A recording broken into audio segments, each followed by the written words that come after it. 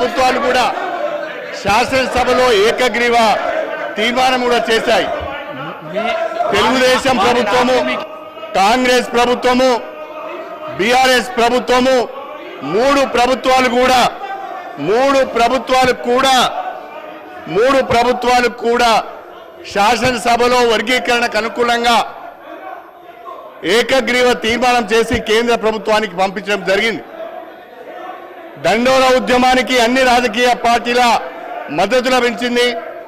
దండోరా ఉద్యమానికి సమాజం యొక్క మద్దతు కూడా లభించింది. అందరూ కోరుకున్న విధంగా ఈరోజు వర్గీకరణకు అనుకూలంగా సుప్రీంకోర్టు తీర్పు ఇచ్చింది.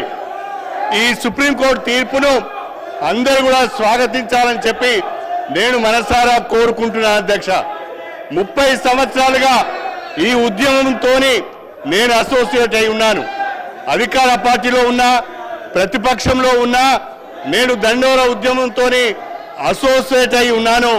అన్ని రాజకీయ పార్టీలు కూడా ఈ ఉద్యమానికి సంఘీభావం తెలిపాయి. ఈ నేపథ్యంలో సుప్రీంకోర్టు తీర్పు వచ్చింది.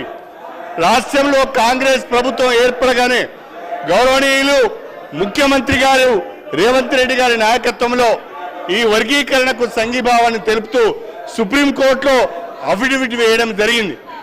నేను ఒక శాసనసభ్యునిగా దళిత వర్గాలకు చెందిన వ్యక్తిగా మాట్లాడుతున్నాను. దయచేసి సభ్యులందరూ కూడా దీన్ని అర్థం చేసుకోవాల్సిందిగా కోరుతున్నాను.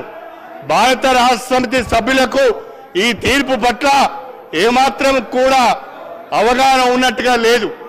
ఈ తీర్పును వాళ్ళు వ్యతిరేకిస్తున్నట్టుగా నేను భావించవలసి వస్తున్నది. రేవంత్ రెడ్డి గారికి ప్రత్యేకంగా ధన్యవాదాలు తెలపాలి. ముఖ్యమంత్రి గారు ప్రత్యేకంగా అడ్వకేట్ని ఏర్పాటు చేసి ముఖ్యమంత్రి గారు రాష్ట్ర ప్రభుత్వం ద్వారా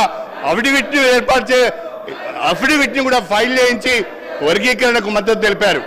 అదేవిధంగా కేంద్ర ప్రభుత్వానికి కూడా నేను హృదయపూర్వకంగా నా అభినందనలు తెలియజేస్తున్నాను. కేంద్ర ప్రభుత్వం కూడా వర్గీకరణకు అనుకూలంగా సుప్రీంకోర్టులో అఫిడవిట్ ఫైల్ చేసింది. కేంద్ర రాష్ట్ర ప్రభుత్వాలకు వర్గీకరణకు అనుకూలంగా అఫిడవిట్లు ఫైల్ చేసినందుకు హృదయపూర్వకంగా దళిత జాతుల నుంచి నేను అభినందనలు తెలియజేస్తూ ఈ తీర్పును స్వాగతిస్తూ ఇవాళ ముఖ్యమంత్రి గారు ఏదైతే ప్రకటన చేశారో ఇప్పుడు ఇచ్చిన నోటిఫికేషన్లో రాబోయే నోటిఫికేషన్లో కూడా ఈ యొక్క వర్గీకరణకు సంబంధించిన తీర్పును అమలు చేస్తామని అవసరమైతే ఆర్డినెన్స్ కూడా తీసుకొస్తామని చెప్పినందుకు ప్రత్యేకంగా